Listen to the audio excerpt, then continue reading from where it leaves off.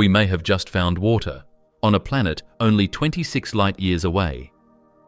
Astronomers using the James Webb Space Telescope have detected hints of water vapor around a nearby rocky world, and it's sending shockwaves through the scientific community. This discovery could mean that one of our closest exoplanet neighbors holds one of life's most essential ingredients. Just imagine a planet roughly the size of Earth orbiting a small star in our cosmic neighborhood, showing signs of water. And if you want to know everything about it, then watch this video till the end and subscribe to the channel. Let's begin. When we talk about finding water beyond Earth, it's important to understand what kind of world we're actually talking about. Out there among the billions of stars in our galaxy are countless planets orbiting suns of their own. These are what scientists call exoplanets. They're planets that don't belong to our solar system at all, yet they follow the same cosmic rules that shape worlds like Earth, Mars, or Jupiter. Over the past few decades, astronomers have confirmed thousands of them. But here's the catch. Most are nothing like our home. Many are gas giants, swirling with toxic atmospheres or cloaked in crushing pressure. So when we discover a rocky exoplanet, one that even remotely resembles Earth, it instantly becomes something special. And when that planet shows signs of water, the excitement multiplies. Water is the one ingredient that links chemistry to biology. Wherever we've found it on Earth, we've found life, or at least the potential for it. That's why the discovery surrounding GJ486b has scientists buzzing. This is a small, rocky planet orbiting a red dwarf star just 26 light-years away, tucked quietly within the constellation Virgo. It's not some distant mystery at the far edge of the galaxy. It's relatively close enough for the James Webb Space Telescope to study in detail. GJ486b is roughly the size of Earth, which makes it incredibly valuable for understanding what rocky planets around other stars might be like. What really excites researchers is that it may have an atmosphere, possibly containing water vapor. If that's true, it would make GJ486b one of the most promising nearby worlds for exploring alien atmospheres and testing our theories about where water, and perhaps even life's precursors, might exist beyond our world. What makes this discovery so fascinating is how it was made. Scientists didn't look through a telescope and see shimmering oceans or misty clouds floating above GJ486b. That's far beyond our current technology. Instead, they use something far more precise and elegant: spectroscopy, with the incredible power of the James Webb Space Telescope. When GJ486b passes in front of its star, a tiny fraction of the starlight filters through whatever gases may be hovering in the planet's atmosphere. The James Webb Space Telescope captures that light and breaks it apart into its individual wavelengths, almost like a cosmic barcode. Within that pattern, certain wavelengths are absorbed, each corresponding to a specific molecule. In this case, scientists noticed faint but tantalizing absorption lines that matched water vapor. It's a subtle signal, delicate enough to be easily missed by older telescopes. But JWST's sensitivity allowed astronomers to catch it. This wasn't a direct image or a photograph. It was the planet's chemical fingerprint, whispering clues about what might be happening in its upper layers. These hints suggest that something, possibly water vapor, is interacting with the starlight as it passes through or around the planet.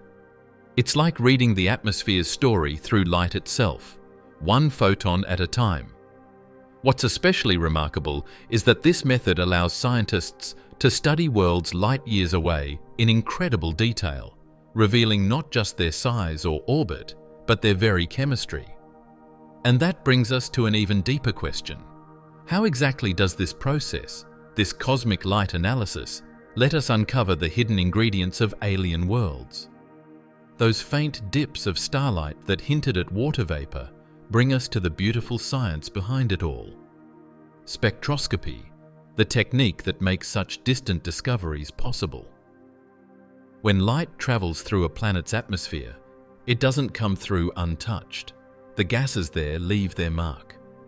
Different molecules absorb specific colors or wavelengths of light, and that pattern of absorption becomes a kind of cosmic signature, unique to each substance. It's a bit like reading a barcode, but instead of scanning groceries, scientists are scanning the light from entire worlds. So as GJ486b passed in front of its star, the James Webb Space Telescope caught some of that starlight as it filtered through the thin edge of the planet's atmosphere. When astronomers broke that light apart into its spectrum, they noticed tiny missing pieces, wavelengths where the light had been absorbed, and those missing pieces matched perfectly with what we'd expect from water vapor. In that moment, JWST wasn't just observing a distant planet, it was listening to its atmosphere whisper through the language of light. And yet, as thrilling as this sounds, finding water in this context doesn't mean oceans or rivers, not yet. It's time to clarify what that phrase really means. When scientists say they've found water on an exoplanet like GJ486b, it's easy to picture shimmering blue oceans or clouds swirling in an alien sky. But that's not what this discovery means at all. What astronomers have actually detected are possible traces of water vapor, not liquid water. This distinction is huge. The James Webb Space Telescope can't take direct images of seas or storms. Instead, it senses how light interacts with molecules, and in this case, that light carried the faint chemical signature of H2O vapor. So, what we might be seeing is a thin veil of water molecules high up in the planet's atmosphere, if the planet even has one. But here's the catch. The signal could also come from somewhere else entirely. It's possible that the red dwarf star itself, the fiery sun that GJ486b orbits, might have water vapor in its outer layers, creating a misleading signal. Red dwarfs are known for their complex atmospheres and magnetic activity, which can interfere with the delicate readings astronomers collect. In other words, the water might not belong to the planet at all, but to the star it circles. That's why scientists are being cautious. The data is exciting, but it's also ambiguous. What we're seeing could either be the first signs of a thin, water-bearing atmosphere on a nearby rocky world, or just a mirage caused by stellar interference. Still, even the possibility is enough to set imaginations alight, because it suggests we're getting close to being able to detect real atmospheres on Earth-sized planets. But as promising as this sounds, science thrives on skepticism, and that means the next step is to confront the big maybe at the heart of this discovery. The truth is, in the world of astronomy, nothing this extraordinary ever comes without a healthy dose of uncertainty. And in the case of GJ486b, that uncertainty looms large. While the data from the James Webb Space Telescope is some of the most precise ever captured, even JWST can't give absolute answers with a single observation. The supposed signature of water vapor might indeed belong to the planet, but it also might not. This is the big maybe that has scientists both thrilled and cautious at the same time. To understand why, you have to look at the system itself. GJ486b orbits a red dwarf star, known as GJ486, that's far smaller and cooler than our Sun. These stars are famous for their magnetic turbulence, bursts of radiation, flares, and energetic activity that can alter the very light astronomers depend on to analyze planets.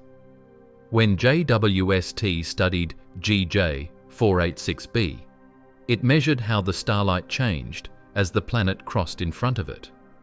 But if that star itself contains water vapor in its outer layers, Or, if its surface is unusually active, it can mimic the spectral patterns that scientists usually attribute to a planet's atmosphere. Essentially, the light's fingerprint might not be coming from the planet at all, but from its star pretending to wear the same disguise. This is what makes interpreting exoplanet data so incredibly challenging. Scientists aren't just looking at a world from billions of miles away. They're trying to decode overlapping signals from two celestial bodies, the planet and its host star, which are so close together that they blur into one another in the telescope's instruments. Even a minute stellar fluctuation can distort the results. When you're working with light that has traveled 26 light-years across space, that's about 150 trillion miles, even the tiniest interference can turn certainty into speculation. Some astronomers believe the water vapor signal detected around GJ486b is real, a subtle but undeniable hint that this rocky planet might retain at least a thin atmosphere. That in itself would be a monumental discovery, because planets that orbit red dwarfs usually get blasted by intense stellar radiation, stripping away their gases and leaving them barren and airless. If GJ486b truly has water vapor, it would suggest its atmosphere is either regenerating through volcanic activity or stubbornly holding on despite the harsh conditions. Both scenarios are scientifically groundbreaking because they would reveal a resilience that planetary scientists didn't think possible around such volatile stars. But others urge restraint. There's an equally strong case that what JWST picked up wasn't from the planet's atmosphere at all. Red dwarfs like GJ486 can host star spots, cooler, magnetically active regions on their surface that produce light patterns eerily similar to what an atmosphere would show. In fact, recent models have demonstrated that water molecules can exist temporarily in a red dwarf's outer layers, especially when the star is cool enough. If that's the case here, then the water signal might have nothing to do with GJ486b. It would be a false positive, a reminder that in astronomy, the line between discovery and illusion is razor thin. This is why the scientific community is treating the results as a tentative detection, not a confirmed discovery. Papers on the subject use words like potential, possible, and preliminary because no one wants to rush to conclusions. After all, the history of exoplanet science is filled with early claims that later turned out to be the product of noise, misinterpretation, or instrument error. It's not skepticism born from doubt. It's skepticism born from discipline. Real science requires proof that can be repeated, verified, and challenged from every angle. To put it simply, GJ486b's story right now is like an unfinished puzzle. The most exciting piece, the one that might spell water, seems to fit perfectly, but there's a chance it belongs to an entirely different picture. The next few years will be critical as astronomers use JWST and other observatories to re-examine the planet under different conditions, hoping to catch the same signal again. If it appears consistently, that will tip the scales toward confirmation. If it fades or shifts, it might reveal the culprit to be the star itself. And yet, even in uncertainty, there's beauty, because this maybe represents something profound. We've reached a point in human exploration where we can sense the faint breath of molecules on worlds light years away. We've built instruments capable of distinguishing one planet's atmosphere from its star's glow, even if the difference is almost imperceptible. Just a few decades ago, that was pure science fiction. Now it's the kind of puzzle we actually get to solve. This tension between excitement and caution, between wonder and proof, is the heartbeat of modern astronomy. Every time we get close to a discovery like this, we sharpen our understanding, not just of the cosmos, but of how to look at it with greater precision. The uncertainty surrounding GJ486b isn't a disappointment. It's a necessary step forward. It pushes scientists to refine their instruments, their models, and their methods. It teaches us humility in the face of the universe's complexity. And as researchers continue to debate whether the water signal truly belongs to the planet or its star, one thing is certain: GJ486b has captured the world's attention. It's a reminder that even the smallest maybe can spark the biggest questions. What if it really does have water vapor? What if that means rocky planets around red dwarfs can retain atmospheres after all? What if that brings us one step closer to finding a world that isn't just wet, but alive? But before we let imagination leap too far ahead, we should take a closer look at what kind of environment this planet actually offers. Because even if water exists there, the conditions on GJ486b are nothing like those on Earth. Its surface, its heat, and its strange day-night cycle make it a world of extremes. A place where the presence of water doesn't necessarily mean habitability. If you could somehow stand on the surface of GJ486b, it would feel like you had stepped into a world split in half, a planet of eternal extremes. On one side, the sun never sets; on the other, it never rises. That's because GJ486b is what astronomers call tidally locked. It always keeps the same face toward its star, just as the moon always shows the same face to Earth.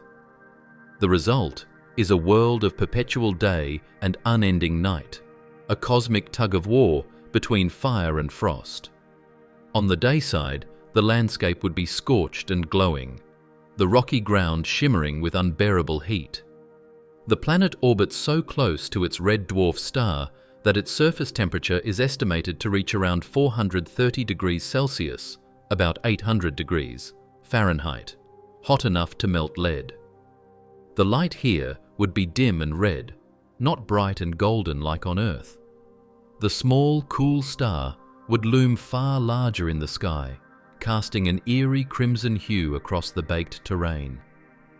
Winds could howl across the terminator, the narrow twilight band between day and night, carrying vaporized minerals or gases from one hemisphere to the other. If any trace of water vapor really does exist here, it wouldn't be liquid. It would drift invisibly through the thin air, a ghost of moisture in a furnace-like sky. Move toward the night side, and the world changes completely. With no sunlight at all, temperatures would plummet to freezing or below, creating a realm of perpetual darkness. The stars would blaze brilliantly overhead, unchallenged by any daylight. If GJ486b has even a whisper of atmosphere, it might circulate heat from the dayside to the night, creating immense winds that whip around the planet at hundreds of kilometers per hour, a desperate attempt by the atmosphere to balance the imbalance. But without an atmosphere, the night side would be silent and still, frozen solid, locked in the same darkness for eternity. And yet, this contrast, this violent duality, is exactly what makes tidally locked planets like GJ486b so fascinating. They challenge everything we know about planetary environments. How do gases behave when one side of a planet is baked under unending radiation while the other lies in frozen shadow? Can an atmosphere even survive such a setup? Or does it boil off into space on the hot side and collapse into ice on the cold one? These are the questions GJ486b forces scientists to ask. The planet's rocky composition means it's more like Earth or Venus than like a gas giant. But where Earth has oceans, clouds, and continents teeming with life, GJ486b's landscape would be barren and severe, a desert of stone and molten metal constantly reshaped by its proximity to its star. There might be no soft edges, no oceans, no weather as we know it. Just a place where heat and gravity have carved a world that endures in extremes. And yet, that's precisely why it's such an intriguing target for astronomers. A planet like this acts as a natural laboratory for understanding how rocky worlds evolve around red dwarfs, the most common type of stars in our galaxy. If GJ486b can somehow hold on to water vapor despite the inferno of its sunlit side, it could rewrite what we thought was possible for exoplanets orbiting close to these stars. Even without oceans or clouds, that thin layer of vapor might be a remnant of something ancient, perhaps a hint of a once thicker atmosphere that has slowly evaporated over time. Standing on the edge of its twilight zone, the border between scorching day and frozen night, might be the only place where survival could theoretically exist, at least in imagination. In that narrow region, temperatures might briefly balance out, creating a strip of relative calm between chaos and cold. It's there, along that razor-thin line of dusk, that an atmosphere could circulate and persist. Astronomers call this the Terminator Zone, and it's one of the most compelling regions to study when looking for signs of possible atmospheric chemistry. What makes all of this even more astonishing is that, despite its hellish environment, GJ486b is one of the best nearby exoplanets for studying rocky planet atmospheres. Its close orbit means it transits its star frequently, giving JWST many chances to observe it and gather more light signatures.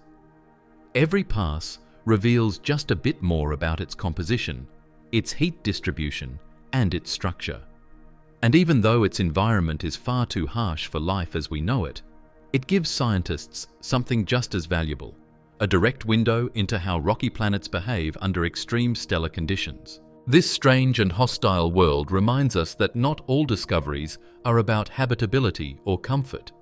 Some are about endurance, about how planets can exist and adapt in conditions that seem impossible. GJ486b is a symbol of resilience in a universe that creates worlds in every imaginable form, from frozen giants to molten spheres. It's proof that even planets that seem uninhabitable have stories worth telling, stories written in heat, light, and shadow. But to truly grasp what this planet endures, we need to look at its most defining factor: its temperature, the force that shapes every atom, every gust of wind, and every chance that water could survive there at all. The surface of GJ486b is a furnace, a relentless, fiery world where temperatures soar to around 430 degrees Celsius, or about 800 degrees Fahrenheit. That's nearly twice the temperature of a pizza oven, hot enough to melt lead and vaporize most minerals found on Earth's crust. On a planet like this, liquid water cannot exist, not even for a moment. Any droplet that somehow managed to form would flash into steam almost instantly. Yet despite that infernal heat, this temperature is precisely what makes the planet scientifically fascinating. It's not just a dead, charred rock. It's a place where chemistry itself transforms, where extreme conditions may give rise to entirely different atmospheric processes than we've ever seen before. At such blistering temperatures, GJ486b's rocky surface might even glow faintly red, radiating heat like cooling metal from a forge. The planet orbits its red dwarf star at an incredibly close distance, so close that a single year there lasts less than 2 Earth days. This proximity keeps it perpetually baked in its star's energy. The daytime surface could be partially molten, with minerals vaporizing into gases and then recondensing as they drift toward the cooler, darker hemisphere.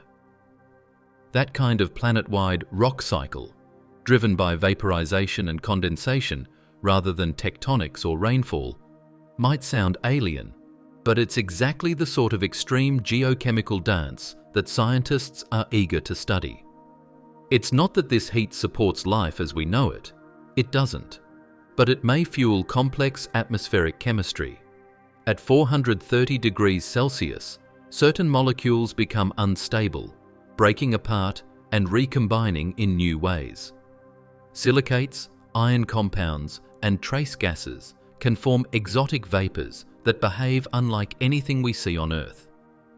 If water vapor truly exists in GJ486b's atmosphere, it wouldn't circulate in the same calm patterns we're used to.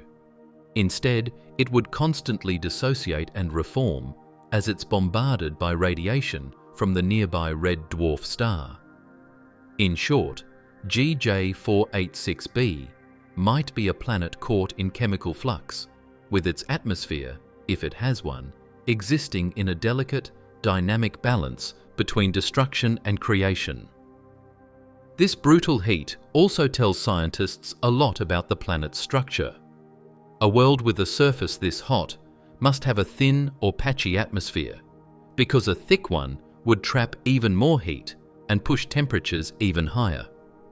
So if GJ486b does have an atmosphere, it's probably tenuous, maybe dense enough to produce measurable signatures, but not thick enough to distribute heat evenly between its day and night sides. That's one reason why scientists are so interested in it. By studying how this planet holds, or fails to hold, its atmosphere, we can learn what makes some rocky worlds barren, while others, like Earth or even Venus, manage to sustain one. It's also worth noting that the temperature isn't uniform across the entire planet. Because GJ486b is tidally locked, one side faces eternal daylight while the other remains in permanent night. The sunlit side, blasted by continuous radiation, reaches those 430 degrees Celsius highs, while the dark side could plunge hundreds of degrees colder. This contrast might create violent winds if an atmosphere exists, rushing streams of superheated gas trying desperately to balance the thermal difference between hemispheres. Some models suggest these winds could reach thousands of kilometers per hour, fast enough to erode rock or redistribute vaporized minerals.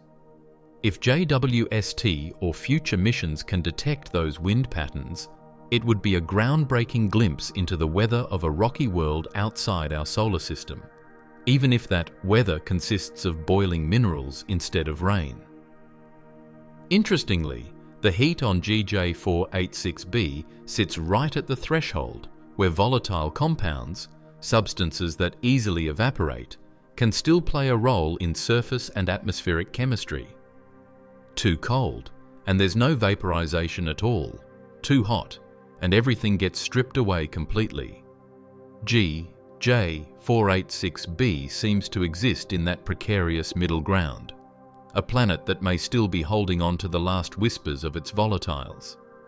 If it truly does possess water vapor, it could be the final remnants of an atmosphere slowly being stripped away by the star's radiation.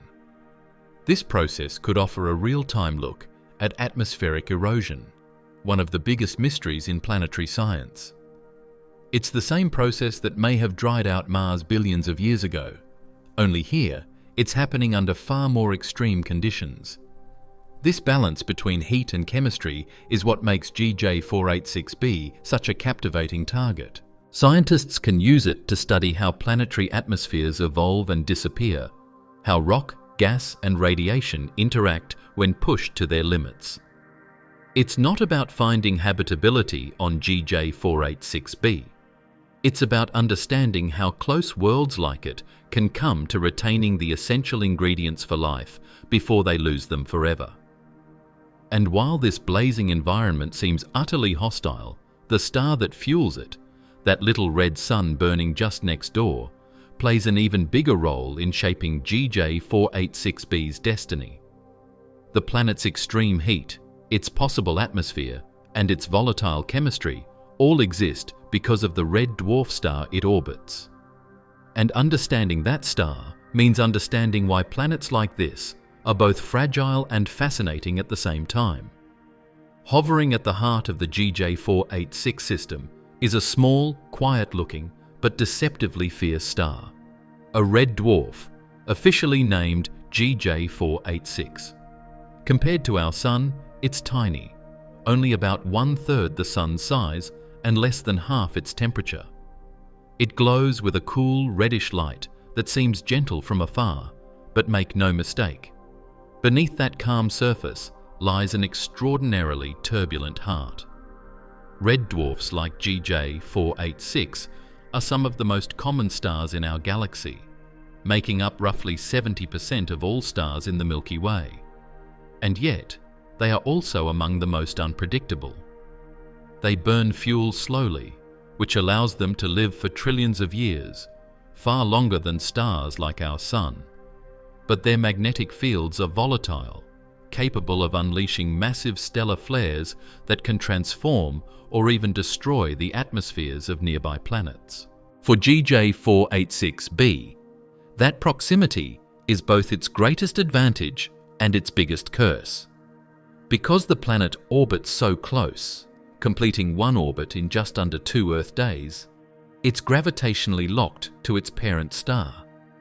That means one side of the planet is always bathed in the dim, ruddy glow of GJ486, while the other side never sees it. The planet is practically hugging its star, orbiting at a distance so small that the entire system could fit inside the orbit of Mercury. The result is constant exposure to the star's intense radiation and charged particle winds. These flares, bursts of energy that can outshine the entire star for minutes at a time, release ultraviolet and X-ray radiation capable of scouring away a planet's atmosphere molecule by molecule. This tug-of-war between planet and star, between creation and erosion, defines much of what makes GJ486b so scientifically fascinating. If the water vapor signal astronomers detected really does belong to the planet, it means GJ486b's atmosphere is somehow surviving the relentless assault of its star's radiation. That, in itself, would be revolutionary. Red dwarfs are notorious atmosphere killers. The combination of extreme flares, intense magnetic fields, and proximity often leaves orbiting planets completely stripped of air, bare and desolate like burned-out embers. To find one that still clings to even a trace of atmosphere would force scientists to rethink how planetary resilience works under such harsh stellar conditions. GJ486 emits most of its light in the infrared spectrum, which is exactly why the James Webb Space Telescope, JWST, is so well suited to studying it. JWST's infrared instruments are sensitive to the faint heat signatures that red dwarfs give off. When a planet like GJ486b passes in front of its star, an event known as a transit, JWST can detect the incredibly subtle dimming of the star's light.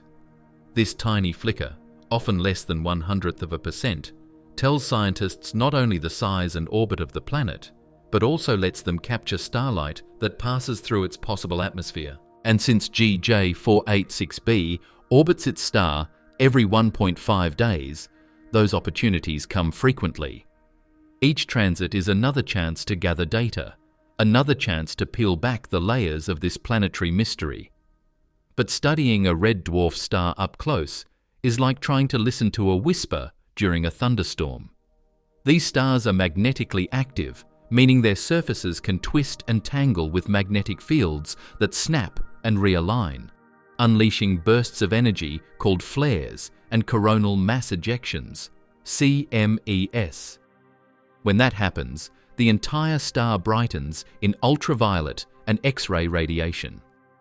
For a planet orbiting close by, those radiation bursts can be catastrophic. The upper layers of the planet's atmosphere can heat up so much that they boil off into space, creating a tail of escaping gases, not unlike a comet. Over billions of years, this process could strip a planet bare, leaving it dry, airless, and lifeless. Yet somehow, GJ486b might still be holding on, if only barely. Some scientists think that volcanic activity on the planet's surface could be continuously releasing gases like water vapor, carbon dioxide, or sulfur compounds into the atmosphere, replenishing it faster than the star can strip it away. If that's the case, GJ486b may be a world caught in a kind of cosmic equilibrium, constantly losing and regenerating its atmosphere. It's a precarious balance that could explain the faint trace of water vapor detected by JWST, a planet fighting to keep its breath in the face of a roaring stellar wind. The nature of GJ486 as a red dwarf also has broader implications for the search for life elsewhere. Because these stars are so common, most potentially habitable exoplanets we find will likely orbit them. But habitability around a red dwarf is a tricky proposition. On one hand, these stars are small and dim, meaning their habitable zones, the region where temperatures could allow liquid water, are very close to the star. That's why planets like GJ486b orbit so tightly. On the other hand, that closeness means that any planet in that zone will probably be tidally locked and exposed to frequent radiation storms. It's a double-edged sword. While red dwarfs offer a long-lasting source of energy, they also make it incredibly difficult for planets to keep their atmospheres or sustain liquid water for long periods. This dilemma has driven scientists to study systems like GJ486 obsessively. If we can understand how a rocky planet interacts with its red dwarf host, how much atmosphere it can lose, how it can replenish itself, and whether protective magnetic fields can make a difference, we can begin to predict which red dwarf systems might actually support habitable worlds. Because even though GJ486b itself is far too hot for life, its survival could point to ways that cooler, more distant planets in similar systems might endure. Another intriguing aspect of GJ486 is its quietness compared to many other red dwarfs. While it's certainly active, it's not among the most violent of its kind. This relative stability might be one of the reasons GJ486b hasn't been completely stripped bare. It could represent a sweet spot, a balance between a star that's calm enough to allow an atmosphere to persist and active enough to fuel interesting chemistry. Astronomers are eager to confirm this because it would make GJ486 one of the best examples of how rocky planets evolve under moderately active red dwarfs, the kind of environment that might, under slightly cooler conditions, be capable of supporting life on a different world. So, while GJ486 glows faintly in the constellation Virgo, it's far more than just another red star lost in the night sky. It's a living laboratory, a nearby fiery example of the kind of stellar host that could dominate the galactic population of planets. What happens between this star and its scorched companion could tell us how atmospheres survive, how they die, and whether planets orbiting small, cool stars can ever truly remain habitable. And as scientists continue to watch GJ486b transit its restless parent, they're not just studying one world, they're decoding the future of thousands. Because red dwarfs will be where the next great discoveries of planetary science are found. And understanding this one star might be the key to unlocking countless others. But to truly appreciate what allows us to peer so deeply into this system, to read the chemistry of a world we can't even see directly, we need to look at the extraordinary instrument that made all this possible, the James Webb Space Telescope, whose unprecedented power is revolutionizing how we explore exoplanets and their atmospheres. The James Webb Space Telescope, JWST, has become humanity's most powerful window into the cosmos, a machine so advanced that it can detect the faint chemical whispers of atmospheres around planets orbiting distant stars. For exoplanet science, JWST isn't just another telescope, it's a revolution. Before its launch, astronomers could find exoplanets, measure their sizes, and sometimes estimate their temperatures, but analyzing their atmospheres, actually understanding what they're made of, was nearly impossible for most worlds, especially small, rocky ones like GJ486b. The light signals were simply too faint, too delicate, too easily drowned out by the glare of their parent stars. JWST changed that forever. Its secret lies in its extraordinary sensitivity to infrared light, the kind of light that carries heat, that reveals the fingerprints of molecules like water vapor, methane, carbon dioxide, and oxygen. Unlike previous telescopes, JWST doesn't just capture images, it dissects light with astonishing precision. Every photon that enters its 6.5-meter gold-coated mirror is spread into a spectrum, revealing the unique chemical barcode of the object it came from. This ability to separate light into its individual wavelengths allows JWST to detect the faintest hints of gases that might exist in the atmospheres of exoplanets, even those dozens of light years away. When astronomers pointed JWST toward GJ486b, they were using it to test exactly this kind of capability. It was a bold choice. GJ486b is a rocky planet, not a puffy gas giant like Jupiter or Neptune. For decades, most exoplanet atmospheric studies focused on those larger worlds because their thick, extended atmospheres were easier to observe. But with JWST's unprecedented precision, scientists can finally probe the thin, fragile atmospheres of Earth-sized planets, even when those atmospheres are barely hanging on under the intense heat of a nearby star. To appreciate what JWST does, imagine trying to listen for a whisper while standing next to a jet engine. The whisper is the planet's atmosphere, and the jet engine is the star it orbits. JWST doesn't just hear that whisper, it records the pitch and tone of every molecule in it. It's sensitive enough to detect variations in brightness smaller than 1/10,000%, changes so subtle that they would be invisible to any previous instrument. That's how it found those tantalizing traces of water vapor in the GJ486 system. But the telescope's power goes far beyond a single discovery. It's fundamentally transforming how we explore alien worlds.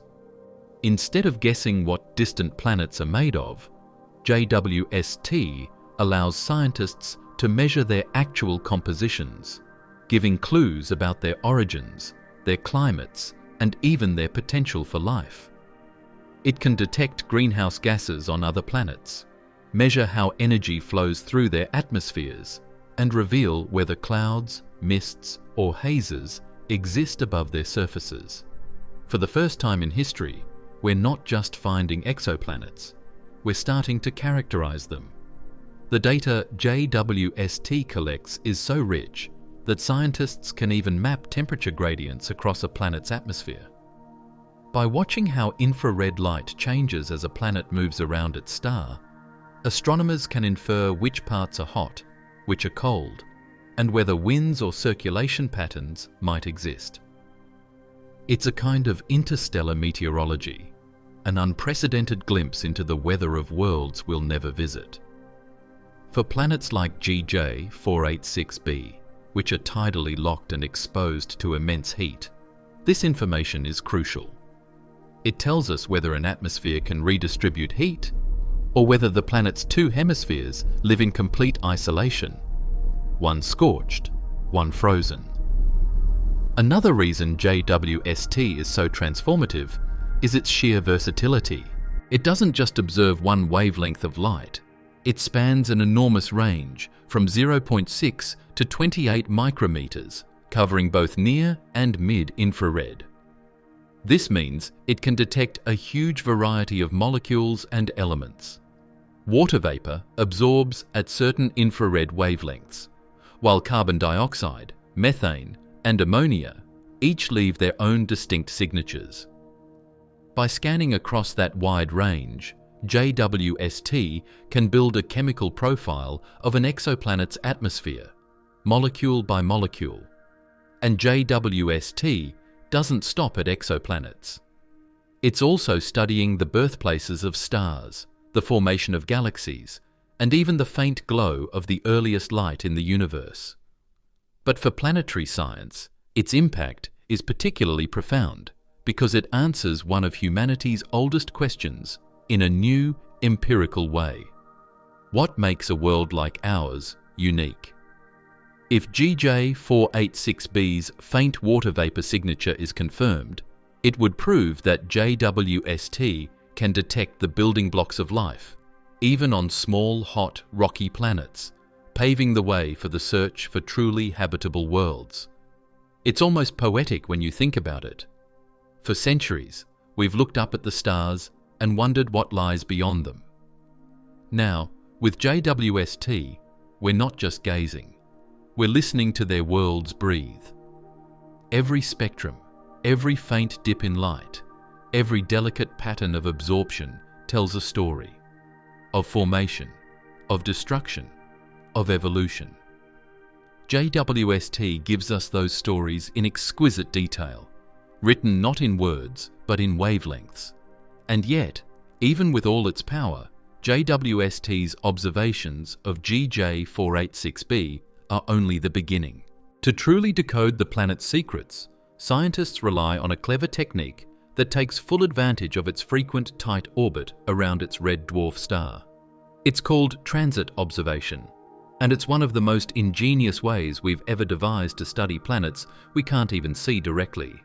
Every time GJ486b swings around its small red dwarf star, a silent cosmic event unfolds, one that allows scientists sitting nearly 26 light-years away to learn more about this distant world than you might imagine possible. This event is called a transit, and it's one of the most powerful observational techniques in modern astronomy.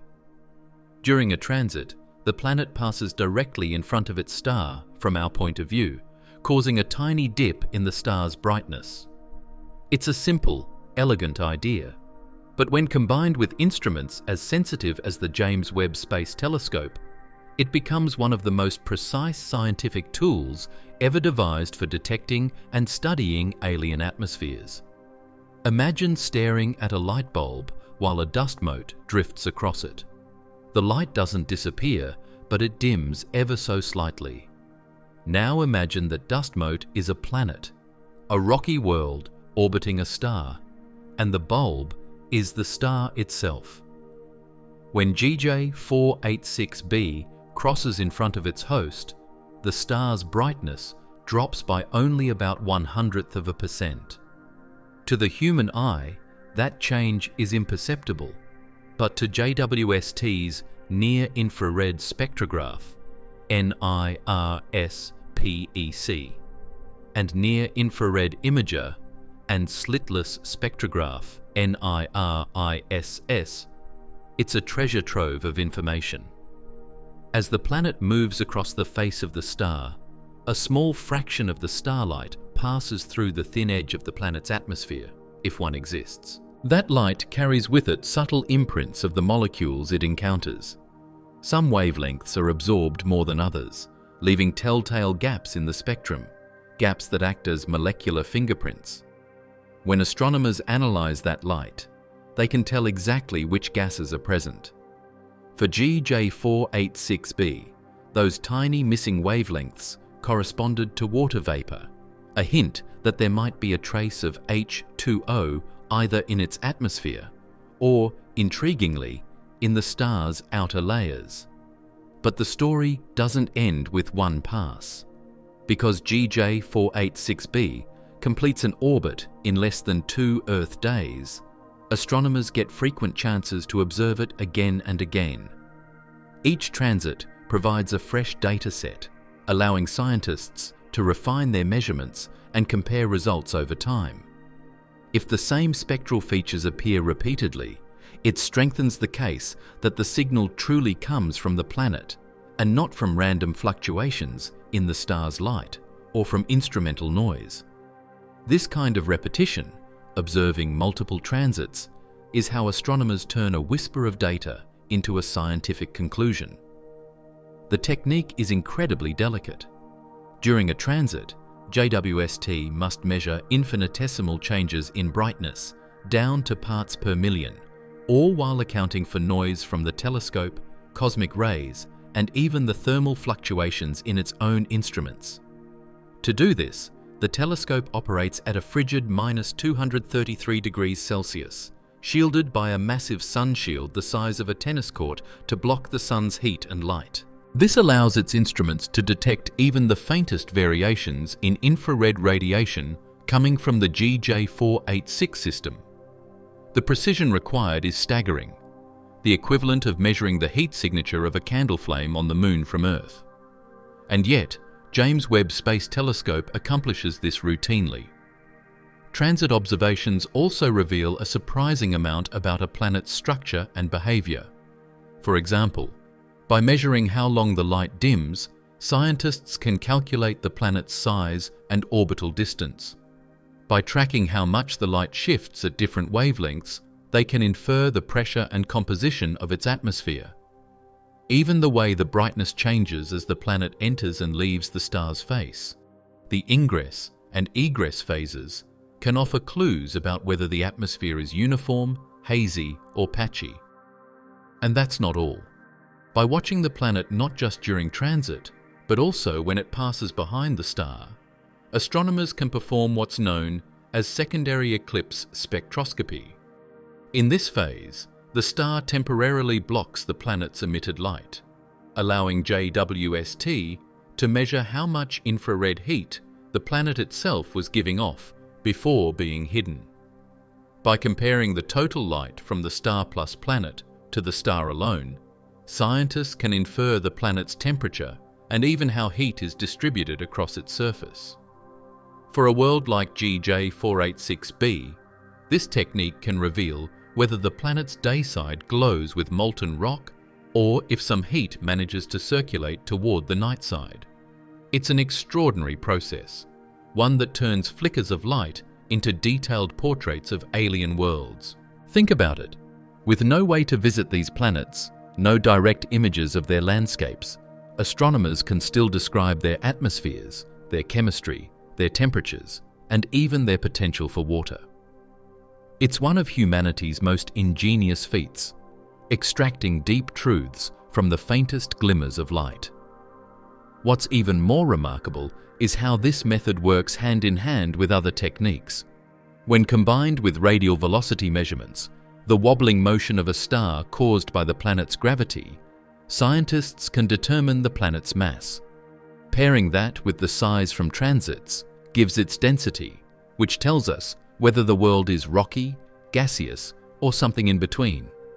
With GJ486b, that calculation confirmed it's indeed a rocky planet, roughly 30% denser than Earth, meaning it's made of heavy materials like iron and silicate rock. The combination of this density and its possible trace of water vapor makes it a rare and valuable case, a nearby rocky exoplanet whose atmosphere, however thin, is detectable from across interstellar space. Transit spectroscopy, perfected through JWST's instruments, has effectively opened the door to comparative exoplanetology, the study of planets as diverse systems, each with its own story of formation, evolution, and survival. With each transit of GJ486b, JWST refines that story, teasing out whether the water signal truly belongs to the planet or if the red dwarf star is playing tricks with our instruments. And as scientists debate and analyze the data, one thing is clear. The precision of JWST's transit observations has brought us closer than ever to reading the atmospheres of other worlds as if they were open books. Still, this discovery, or hint of one, hasn't come without controversy.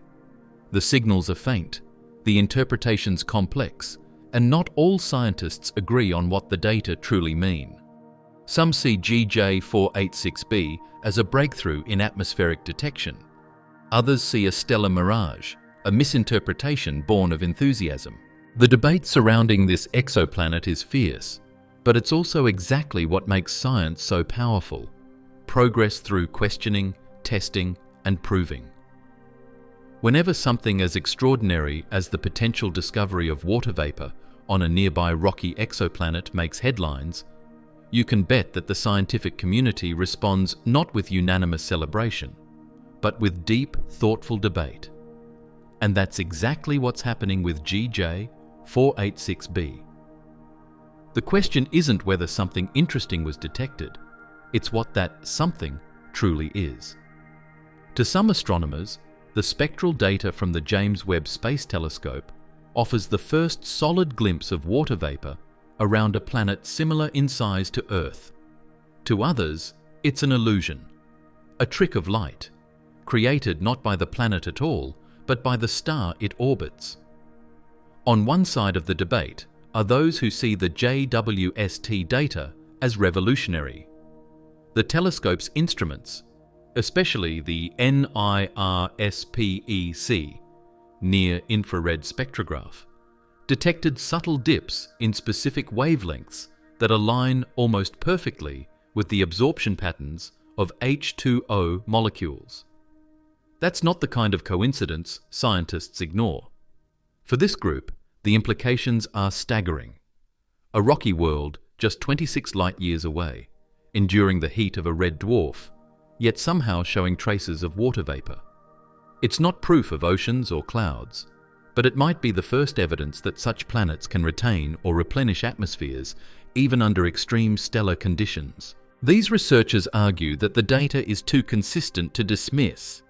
The absorption features appear where you'd expect them to if water vapor were present, faint but clear, and the observations were cross-checked using multiple methods.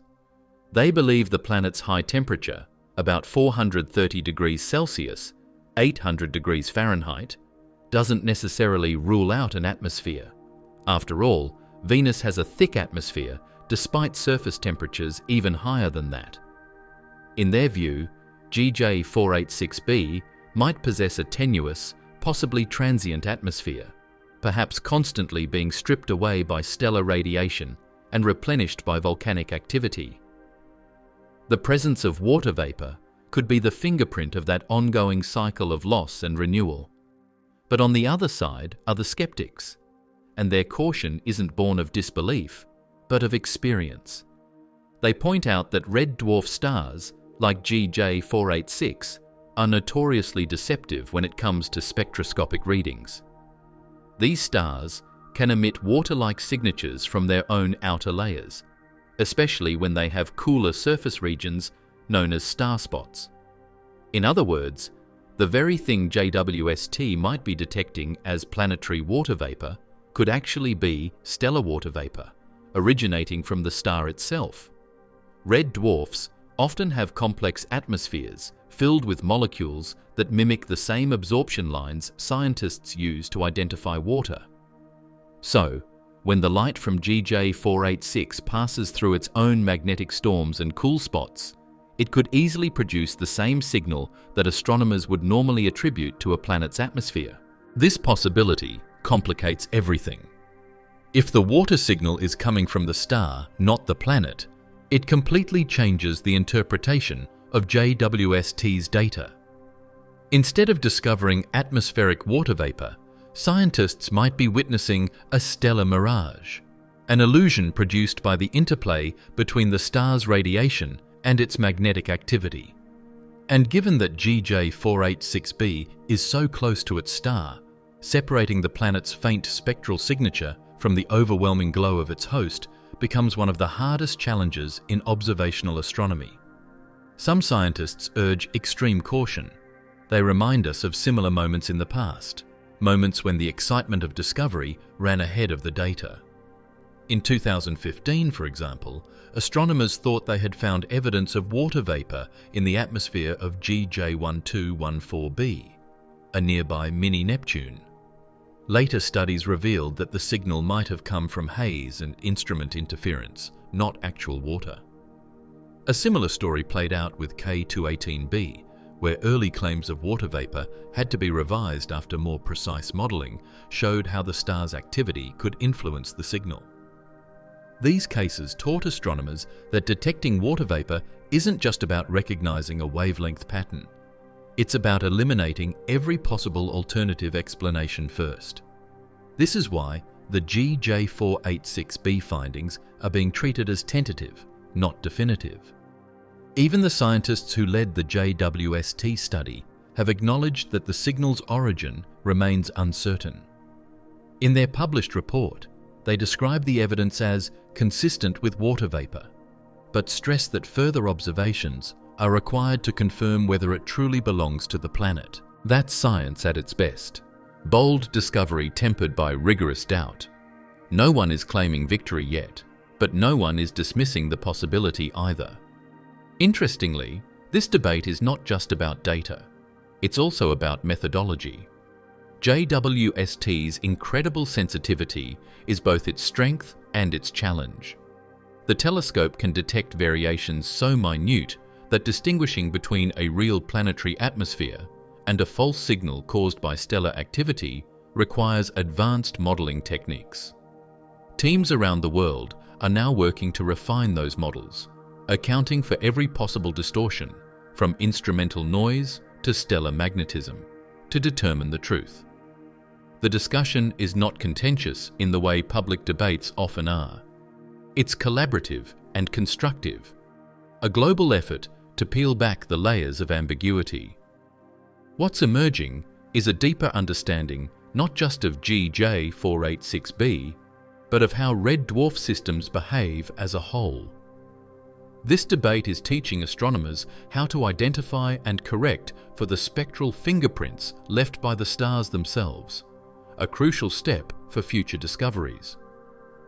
Because if GJ486b's signal turns out to be a false positive, it will still have given scientists invaluable insight into how to avoid similar pitfalls when studying other exoplanets orbiting active stars. Yet even among the skeptics, there's a quiet sense of awe. The fact that we can even have this debate, that we can detect a signal this subtle from a rocky planet 26 light-years away, represents a staggering leap in human capability. Whether the signal belongs to the planet or the star, it's proof that our instruments are now sensitive enough to detect the building blocks of atmospheres around Earth-sized worlds. And that alone marks a turning point. This scientific dialogue, cautious, meticulous, yet filled with wonder, embodies what exploration truly is. It's not about rushing to conclusions, but about letting the data lead the story. The disagreement over GJ486b doesn't diminish the discovery. It enriches it, pushing researchers to think harder, test better, and reach deeper into the unknown. And regardless of where the truth ultimately lies, this discovery has already expanded the limits of what we can observe, what we can question, and what we dare to imagine. But even amid this uncertainty, one thing is absolutely clear. The search for water vapor on GJ486b is far more than a scientific curiosity. It's a milestone, a signal that humanity now has the tools to detect the faint chemistry of distant rocky worlds. Even if this one turns out to be a false alarm, the fact that we came so close is historic. Because whether it's real or illusion, every step we take toward identifying water on another world brings us closer to answering one of the most profound questions of all. Are we alone?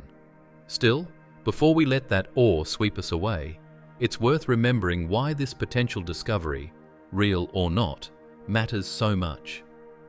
The debate itself isn't just academic. It's a reflection of how far we've come and how much closer we are to understanding the fundamental conditions that make life possible beyond Earth. Even with all the scientific debate, the cautious language, and the possibility that the signal may turn out to be a false positive, the potential detection of water vapor around a rocky exoplanet like GJ486b remains one of the most significant milestones in the history of astronomy. Because even if this particular finding proves inconclusive, the fact that we are able to detect, or even suspect, such a faint signal on a small, distant world tells us something far more profound. We now have the tools to find chemical traces on Earth-like planets. That single fact changes everything. For most of human history, the stars were unreachable, eternal points of light that inspired mythology and mystery, not measurement.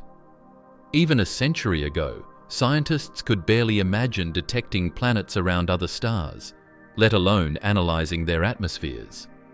The idea that we could look across 26 light-years of empty space and discern the faint spectral fingerprint of water molecules around a planet the size of Earth would have sounded like pure science fiction.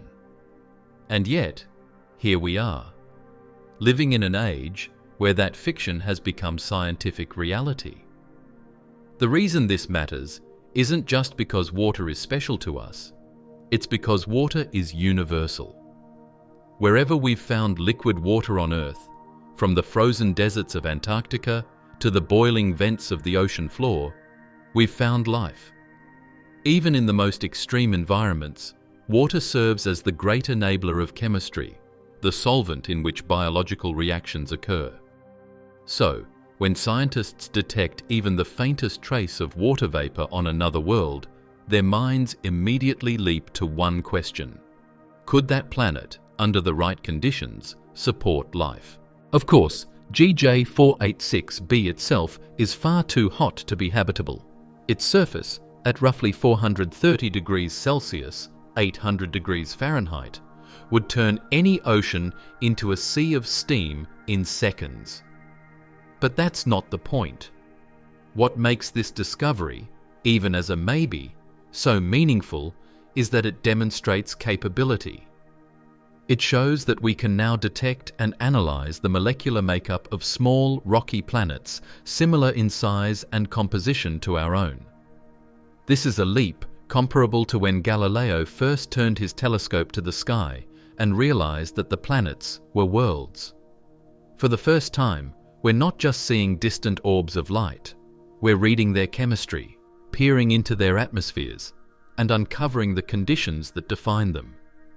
In a way, GJ486b serves as a proof of concept, a test case that reveals just how sensitive and powerful our instruments have become. If JWST can detect water vapor signals from a world this harsh and close to its star, imagine what it will be able to find in cooler systems, where the conditions are more stable and where water might actually exist in liquid form. The lesson here is that we've crossed an invisible threshold. We're no longer limited to studying gas giants and super-Earths with thick, opaque atmospheres. We can now reach into the realm of true Earth analogues, rocky planets that may orbit in the temperate zones of their stars, where life could, in theory, take hold. That's why, even amid uncertainty, this discovery matters so deeply. Every new observation of GJ486b, every transit measurement, every spectral analysis, brings us closer to mastering the techniques we'll need when the time comes to study potentially habitable exoplanets.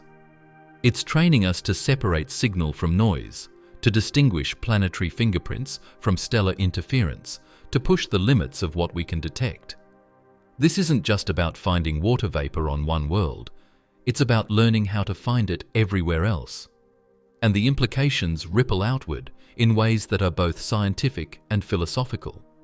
Scientifically, the ability to detect chemical compounds on other planets opens up entirely new fields of study. We can begin to map the diversity of atmospheres across different types of worlds, rocky, gaseous, icy, or volcanic, and build a broader understanding of how planets form, evolve, and die. We can compare their compositions to our own solar system's planets, identifying patterns that might reveal how common certain elements or molecules are in the galaxy. If water vapor turns out to be relatively widespread, it could mean that the conditions for life are not rare exceptions, but rather a natural consequence of planetary formation. Philosophically, though, the importance runs even deeper. For centuries, humanity has looked up at the stars and wondered if Earth is unique, if the combination of liquid water, breathable air, and complex life is a cosmic fluke or a common outcome. With each discovery like GJ486b, we chip away at that uncertainty. We move closer to realizing that our world might not be the only oasis in a vast cosmic desert, but one of many. Even if GJ486b itself is too hot and harsh to host life, the very fact that it may carry traces of water vapor implies that the ingredients for life are more resilient and widespread than we once imagined. In a broader sense, this discovery reminds us that the universe is not a static, lifeless void. It's dynamic, complex, and filled with possibilities waiting to be uncovered. GJ486b 486b might be a molten rock hugging a volatile star, but even that place, a world utterly hostile to life, teaches us something about our own origins. After all, Earth too was once a molten sphere bathed in radiation. Over billions of years, it cooled, developed an atmosphere, and gave rise to oceans. When scientists study GJ486b, they're not just looking outward, they're looking backward in time toward the earliest chapters of planetary evolution. And so, even if the water on GJ486b turns out to be a mirage, it still marks a profound turning point. It shows that we've reached a stage where such questions can be asked and answered with real data. It signals the dawn of an era in which we can investigate not just the existence of distant worlds, but the very chemistry that defines them. For every signal that turns out to be false, there will one day be another that holds true. A spectral fingerprint that can't be explained away, one that confirms water or even something more. The road to that moment begins here, with discoveries like this, uncertain, imperfect, yet utterly groundbreaking. Because progress in science has always come not from certainties, but from questions bold enough to be asked. And in asking whether GJ486b holds water, we've proven that humanity is now capable of doing something extraordinary. We can seek the chemical signs of life on worlds beyond our solar system. That's not speculation. That's the next frontier. Still, to truly grasp the weight of this milestone, it helps to see how this strange, scorching planet compares to the one we know best, our own Earth. The similarities and the stark differences between them highlight just how delicate the balance of habitability really is, and how rare the conditions for life might be, or perhaps how common. When we look at GJ486b, one of the most striking things about it is how much it resembles Earth, and yet how completely alien it truly is. On paper, they sound like cosmic siblings.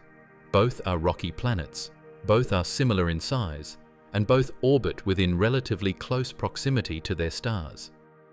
Their densities suggest that they share roughly the same composition: iron cores and silicate mantles, the ingredients that make a terrestrial world solid and stable.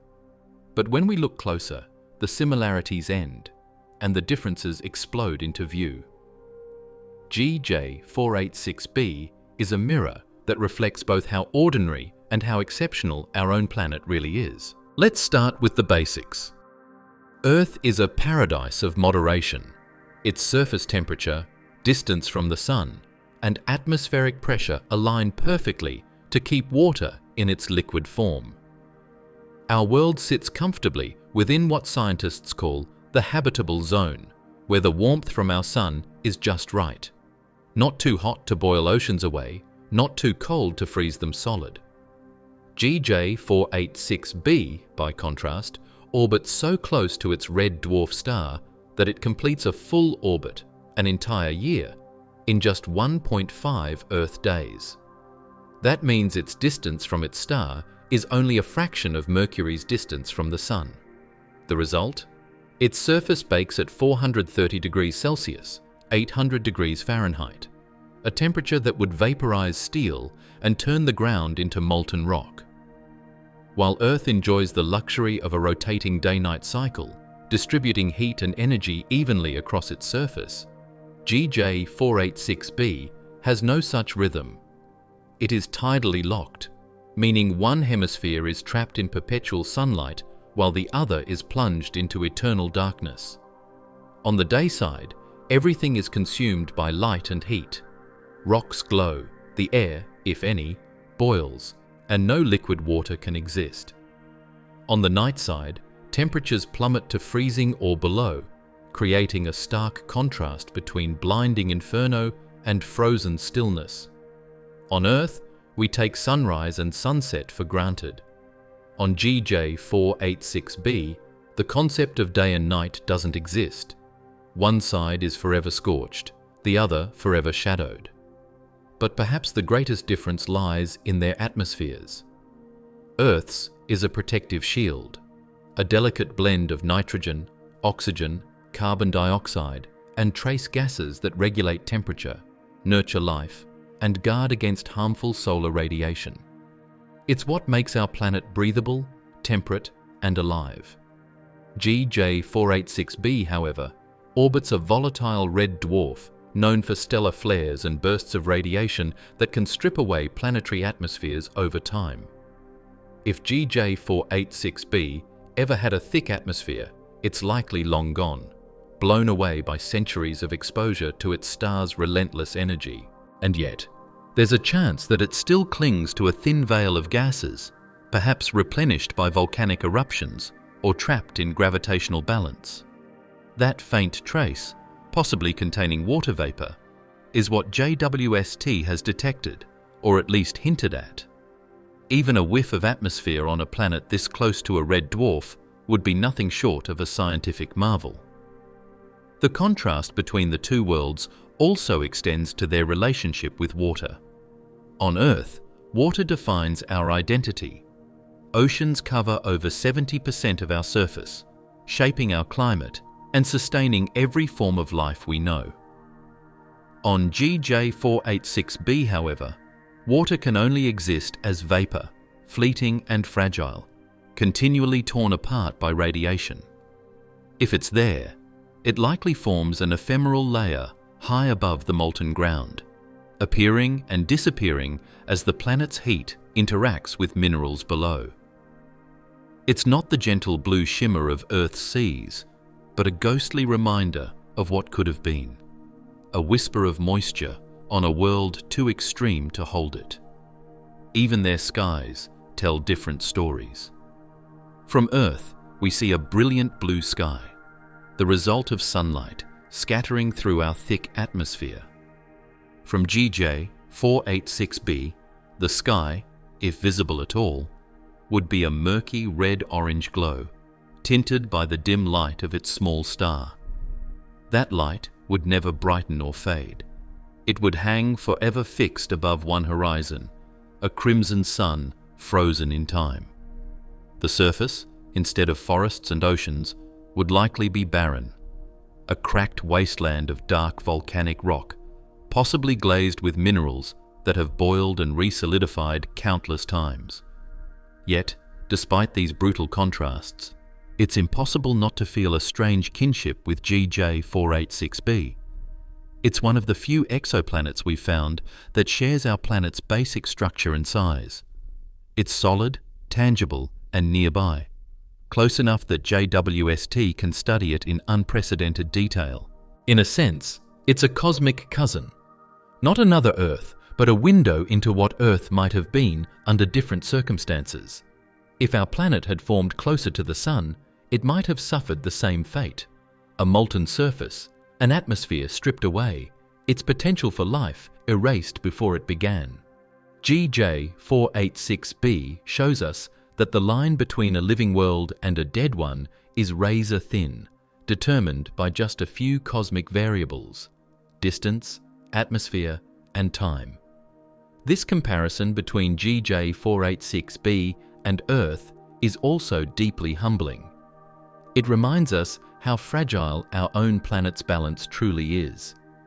Earth exists in a kind of cosmic sweet spot, protected by its magnetic field, buffered by a stable star, and nurtured by conditions that allow water and life to thrive. Change any of those factors, move us slightly closer to the Sun, or strip away our atmosphere, and our world might resemble GJ486b far more than we'd like to imagine. In GJ486b's blazing face, we see a reflection of what could have been, a warning, but also a wonder. At the same time, the similarities between these two worlds serve as a scientific beacon. The fact that GJ486b is rocky, dense, and nearby means we can use it as a natural laboratory to test our theories about how planets like Earth form and evolve.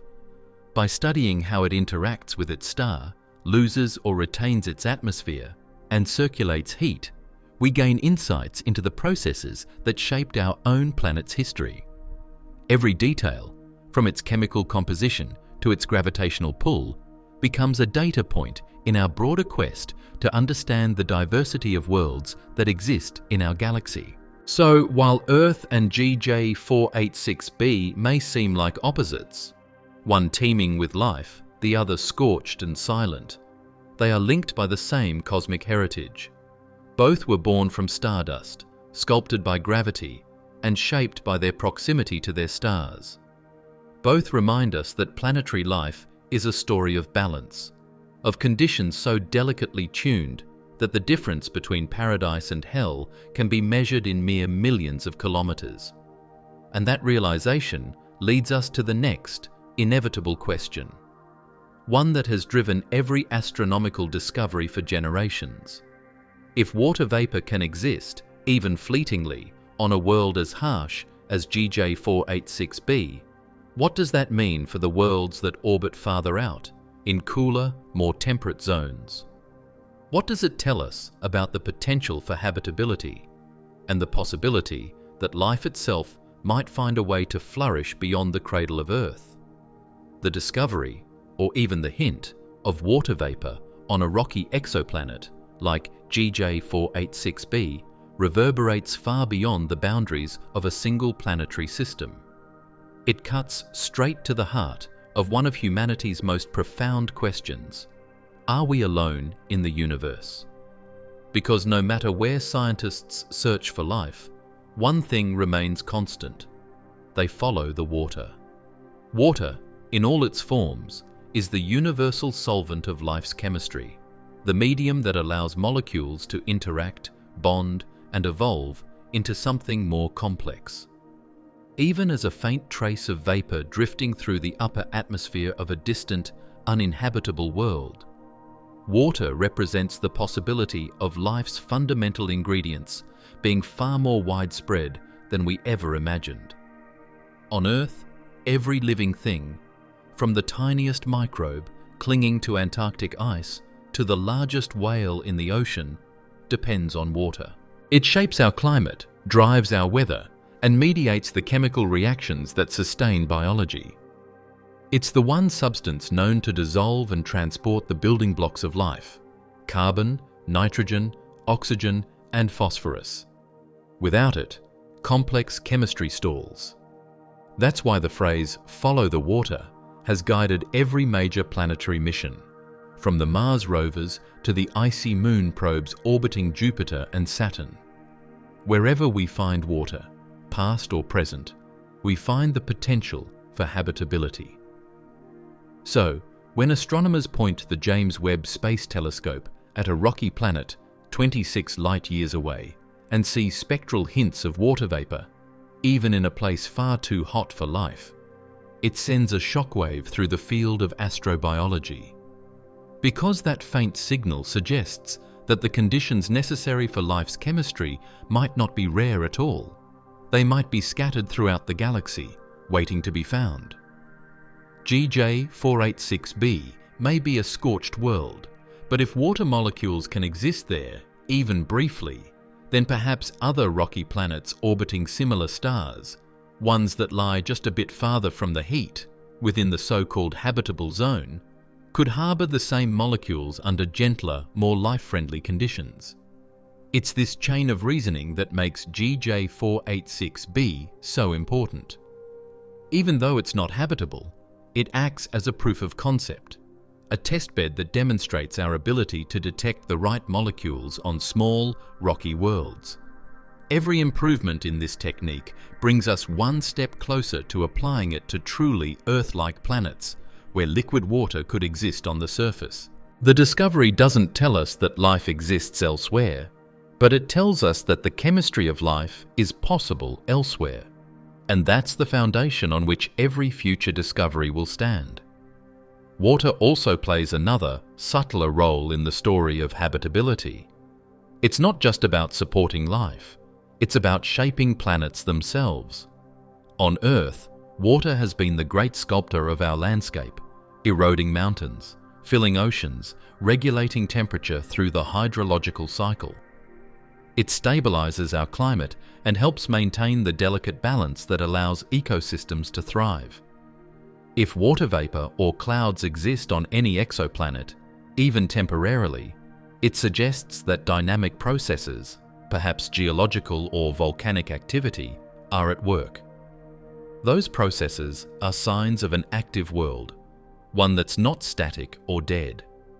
A planet with water is a planet that's doing something, exchanging materials between its surface and its atmosphere, cycling energy and matter, and those are all preconditions for habitability. But the importance of water doesn't stop at biology or geology. It also extends into the realm of human exploration and the future of our species. As we look beyond our solar system, the presence of water becomes a practical beacon for exploration. Wherever water exists, it can potentially be used as a resource to sustain astronauts, to grow food, and even to produce fuel by splitting it into hydrogen and oxygen. For future generations dreaming of interstellar travel, knowing where water can be found is like having a roadmap of potential refueling stations across the galaxy. Even though GJ486b itself is too hostile for human exploration, the ability to detect water vapor there means that, in time, we'll be able to identify which nearby worlds could one day support human missions or serve as waypoints in a broader network of interstellar travel. In that sense, water is not just the key to understanding life, it's the key to our survival and expansion.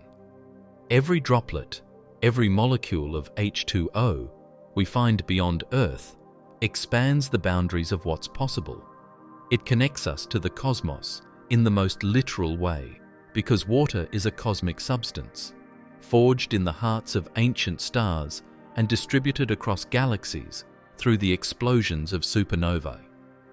The same water molecules that form clouds on Earth once drifted through interstellar space, and those same molecules, or their identical counterparts, may now be floating above the surface of GJ486b. That realization ties us to the universe in a deeply physical and poetic way. We are made of the same elements, the same chemistry, as the worlds we discover.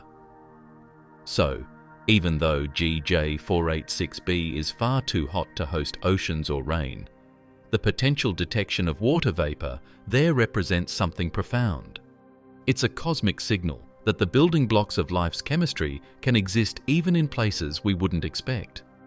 It tells us that the universe may be more forgiving and abundant than we once thought, that nature repeats itself, using the same ingredients again and again across vast distances. And it means that when we do finally detect water on a temperate, Earth-sized planet, one with the right temperature, the right atmosphere, and the right distance from its star, we'll know that we've crossed the next great threshold in our search for life. Because in the end, finding water isn't just about finding life, it's about finding potential. It's about recognizing that life's ingredients are out there, waiting to assemble under the right conditions. It's about realizing that our galaxy might be filled with worlds that, in some way, echo our own. GJ486b may not be a living world, but it's a signpost, pointing us toward those that might be. And with the James Webb Space Telescope and the discoveries it's paving the way for, scientists are already preparing the next phase, to revisit GJ486b, gather more data, and confirm whether that elusive water signal truly belongs to the planet, or if it was just a stellar illusion. Either way, the pursuit continues, because this is how science advances, not through final answers, but through questions that lead us further into the unknown. The story of GJ486b is far from over. In many ways, it's only just beginning.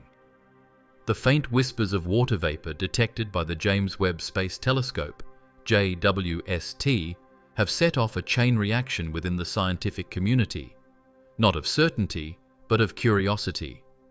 And now, astronomers around the world are gearing up for the next crucial chapter, a series of follow-up observations designed to determine, once and for all, whether that elusive signal truly belongs to the planet's atmosphere or if it's merely an illusion born from the activity of its red dwarf star, GJ486.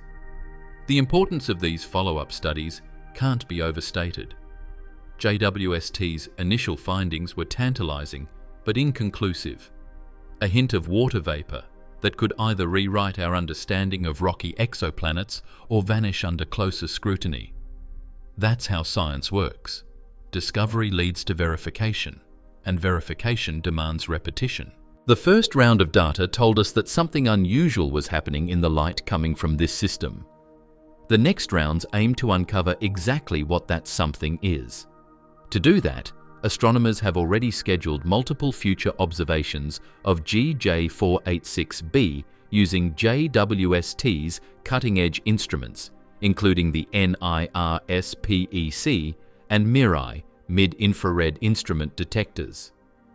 These tools will allow scientists to capture light at different infrared wavelengths, helping to disentangle whether the observed water vapor signature originates from the planet's atmosphere or from the star's surface layers.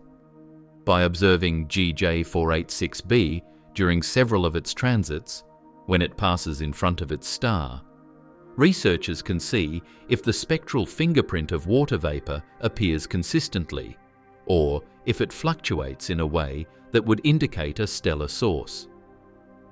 One key part of this next phase will involve watching how the signal behaves over time. If the water vapor truly belongs to GJ486b, its spectral features should remain stable and repeatable with every orbit, no matter how the star's activity changes.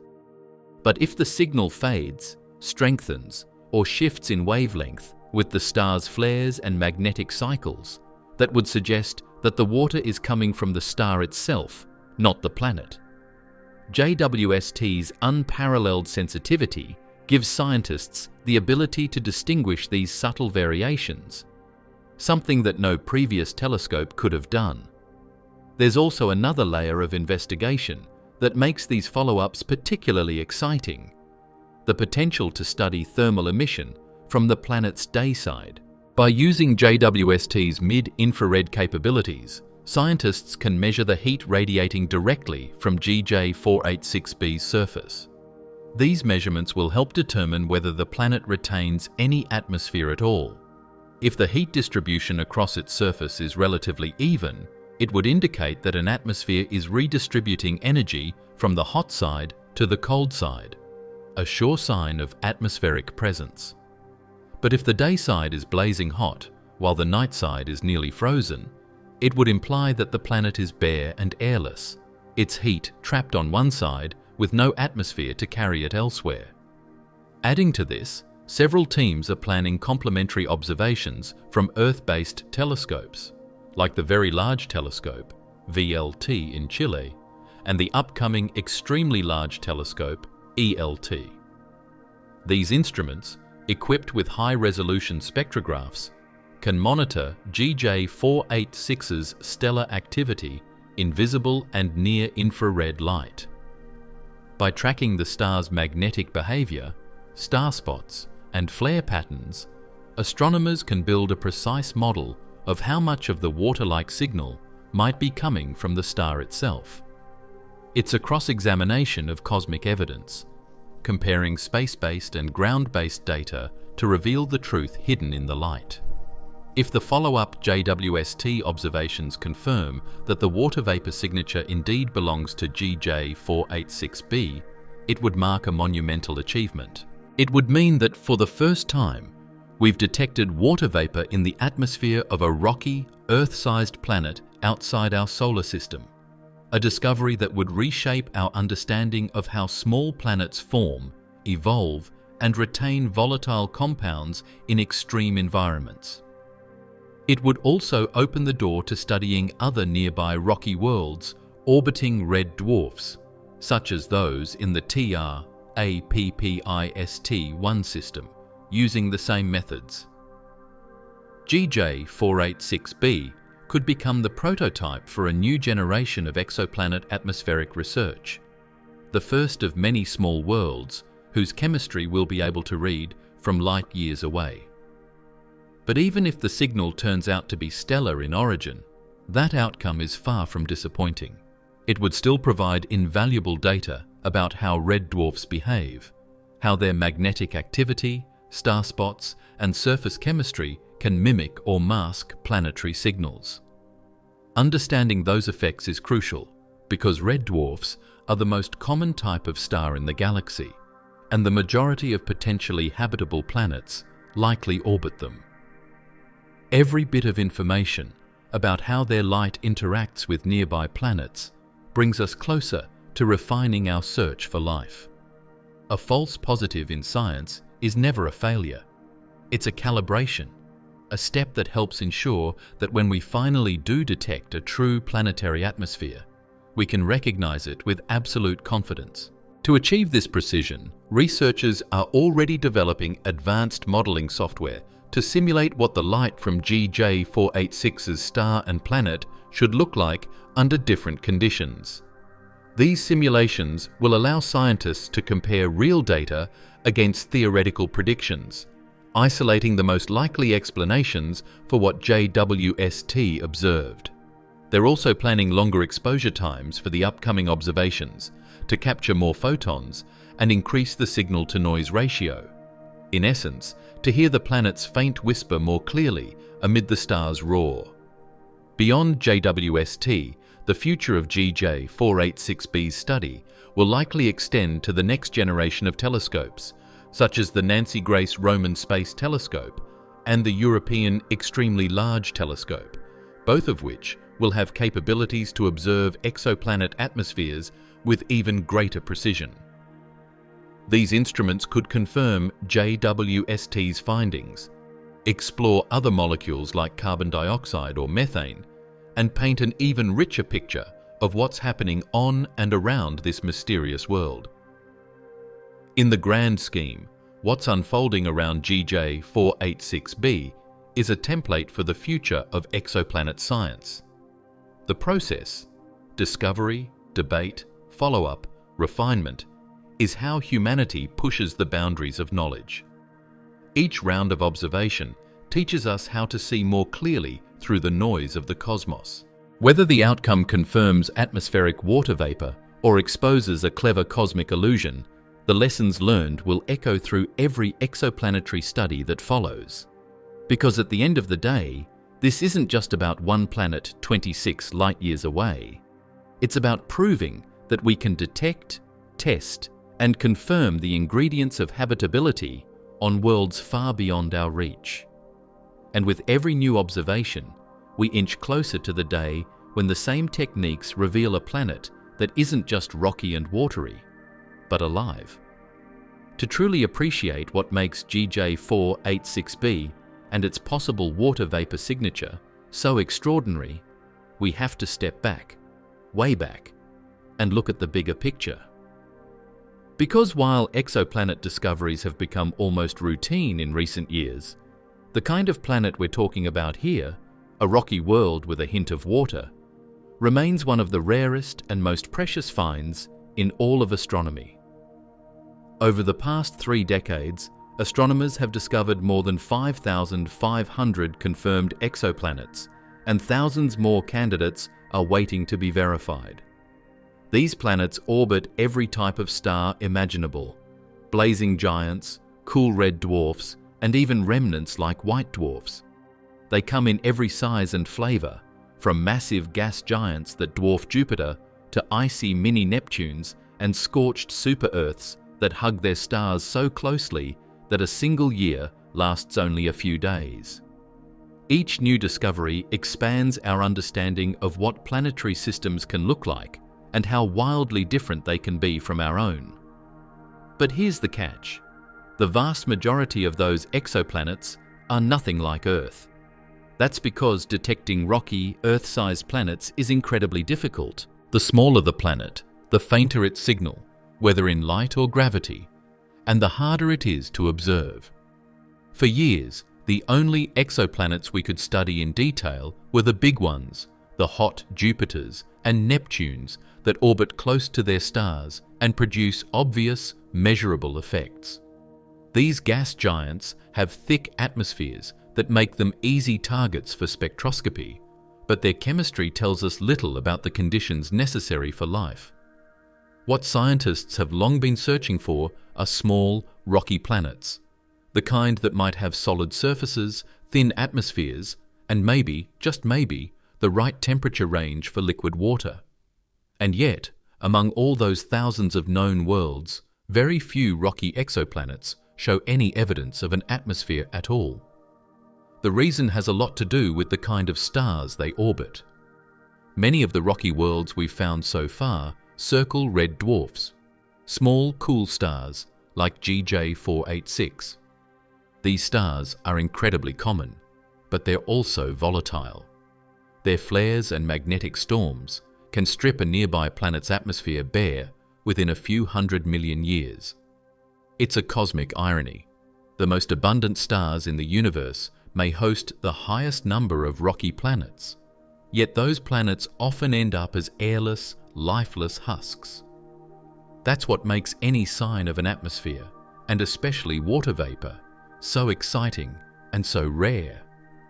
Consider this. Of all the known rocky exoplanets, only a handful have shown potential signs of atmospheric gases. Worlds like TRAPPIST-1e, F, and G have long been at the top of the list of promising candidates for habitability, but even they remain subjects of intense debate. Some studies hint at thin atmospheres. Others find none at all. The challenge is that the signals are faint, so faint that even James Webb Space Telescope must push its instruments to the limits to detect them. Against that backdrop, a planet like GJ486b suddenly becomes a cornerstone in the ongoing quest to understand how atmospheres form, evolve, and survive on small, rocky worlds. The discovery of GJ486b's possible water vapor signature doesn't just add another data point to the catalogue of exoplanets. It changes the scope of what's possible. It suggests that even planets orbiting very close to their stars might retain or replenish atmospheres under certain conditions. This raises fascinating new questions. Could volcanic outgassing continually release water and other gases into the air, creating a dynamic but fragile atmosphere? Could magnetic fields protect certain regions from being completely stripped by stellar winds?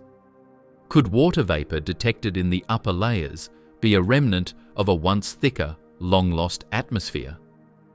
These are no longer abstract questions. They are testable hypotheses, and GJ486b gives scientists a real-world laboratory to test them. In the broader context, the fact that JWST could detect such a subtle signal around such a small planet shows just how far exoplanet science has come, and how much more is yet to come. When the first confirmed exoplanet, 51 Pegasi b, was discovered in 1995, it was a gas giant, a huge scorching world orbiting perilously close to its star. Back then, the idea of detecting molecules in the atmosphere of an Earth-sized planet was unimaginable. Today, we're not only detecting those signals, but we're learning to interpret them, to separate planetary fingerprints from stellar interference. We're no longer limited to finding big planets. We're now peering into the chemistry of small, rocky worlds that resemble the one we call home. And this is where GJ486b fits into the grand tapestry of exploration. It's not a habitable world, and it's not likely to ever support life. But it occupies a unique scientific sweet spot, close enough to Earth for detailed study, similar enough in size to offer meaningful comparison, and extreme enough to challenge our models of atmospheric survival. In studying this one planet, scientists are effectively testing the boundaries of what's possible for all rocky worlds. It's a stepping stone that helps us move from the easy-to-study giants to the faint, fragile Earth-like planets that lie in the habitable zones of their stars. When you zoom out even further, to the galactic scale, the significance grows. The Milky Way is home to hundreds of billions of stars, and statistically, most of them have planets. Even if only a small fraction of those worlds are rocky, that still means there could be billions of rocky planets scattered across the galaxy. If even a few % of those can retain atmospheres or hold on to water, the potential number of habitable environments becomes staggering. Each new detection, each faint spectral hint of vapor or gas, refines that estimate, painting a clearer picture of how common the ingredients for life really are. So, when scientists talk about GJ486b, they're not just talking about one planet.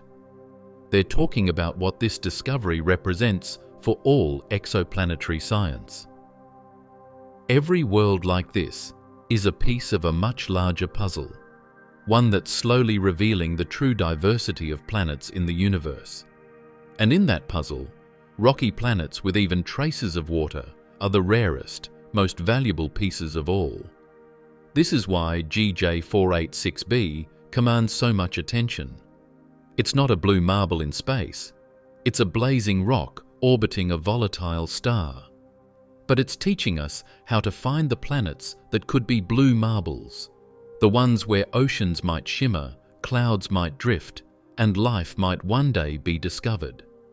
Because for every scorching GJ486b, there may be a cooler, calmer sibling orbiting a little farther out, one that could hold liquid water on its surface and maybe, just maybe, life beneath its skies. And when you realize how close GJ486b actually is to us, a mere 26 light-years away, the scope of that possibility feels even more astonishing. In cosmic terms, that's practically next door. It's close enough that we can almost imagine what it might be like to one day see it, or even reach it. It's easy to let numbers like 26 light-years roll off the tongue without truly feeling what they mean. On paper, that distance sounds vast, and it is. Yet in the language of astronomy, 26 light-years is practically next door. In a galaxy that spans over 100,000 light-years across, containing hundreds of billions of stars, GJ486b sits just a few houses down the cosmic street. It's one of the nearest known rocky exoplanets, orbiting a star in our celestial neighborhood. If the Milky Way were a vast city, our Sun would be in one district, and GJ486 would be just a few blocks over, close enough that, in the grand scale of the universe, it's astonishingly accessible. Light from GJ486 takes only 26 years to reach us. That means the signals the James Webb Space Telescope detects, the faint fingerprints of water vapor, the whispers of starlight filtered through an alien atmosphere, left that star system in the late 1990s, around the same time the first exoplanet was discovered. In a sense, when JWST observes GJ486b, it's looking slightly into the past, seeing the planet not as it is now, but as it was when the world was first learning that other planets even existed. Light moves fast, nearly 300,000 kilometers per second. Yet even at that incredible speed, the journey from there to here takes more than a quarter of a century. To put that in human terms, imagine this. If you could somehow travel at the speed of light, you'd zip from Earth to GJ486 in just 26 years. You could leave today and arrive before your own lifetime's end. In cosmic terms, that's a blink of an eye. The nearest star system, Alpha Centauri, is just over 4 light-years away, close enough that GJ486 is only about 6 times farther. For astronomers, that's thrillingly close. It means GJ486 is within reach of our most powerful telescopes, a perfect target for the detailed atmospheric studies that JWST and future missions will continue to perform. But while 26 light-years sounds near to an astronomer, it's an impossible gulf for us right now. The fastest spacecraft ever built, the Parker Solar Probe, which skims the Sun at record-breaking speeds, travels at around 700,000 kilometers per hour. At that speed, it would take over 160,000 years to reach GJ 486. Even the Voyager 1 probe, humanity's most distant traveler, launched in 1977 and now coasting beyond the edge of our solar system, would need nearly 500,000 years to get there. That staggering timescale humbles us. It's a reminder of both how far we've come and how far we have yet to go. We can see the faint signatures of water molecules across interstellar space, but we're nowhere near being able to physically visit such a world. The gap between knowing and touching, between observing and experiencing, remains vast. A chasm measured not just in distance, but in technological limitation. And yet, the fact that GJ 486b feels so close in cosmic terms gives us something priceless: hope. Because proximity is potential. It means that the first truly Earth-like world we find, one with oceans, clouds, and perhaps even life, might not be hundreds or thousands of light years away, but right here in our local cosmic neighborhood. It means that one day, perhaps centuries or millennia from now, when humanity masters propulsion systems that can reach even a fraction of light speed, GJ 486b could be among the first destinations we reach beyond our solar system. If we had the technology to travel at just 1/10 the speed of light, that same journey would take around 260 years, still far beyond a human lifetime, but short enough to imagine a multi-generational voyage. With propulsion concepts like fusion drives, antimatter engines, or light sails powered by lasers, future civilizations might one day send robotic probes, or even people, to worlds like GJ 486b. Imagine a small fleet of human-made craft gliding silently through interstellar space for centuries, carrying with them the hope of touching a world we can currently only study through light. There's something profoundly poetic about that. Right now, our telescopes are like eyes peering across a vast ocean. We can see the shore, faint and distant, but we can't yet sail there. Still, every discovery like GJ 486b is a map point, a promise that one day humanity's reach might finally match its curiosity. It's a strange duality. 26 light years is so close we can almost feel it, yet so far that it reminds us how small and fragile we still are. When scientists talk about the cosmic neighborhood, they mean systems like this, not millions of light years away, but just a few dozen. These are the places where we'll first test our interstellar technologies, send robotic scouts, and maybe even launch missions to study planets up close. And GJ 486b's proximity ensures that it will remain one of the most closely observed exoplanets for decades to come. Every improvement in telescope resolution, every advance in spectroscopy will make this system a touchstone, the standard against which we compare new discoveries. In the grand story of exploration, distance defines difficulty, but proximity defines possibility. GJ 486b may be unreachable today, but so was the Moon once. So was Mars. A century ago, even the idea of landing a probe on another planet was fantasy.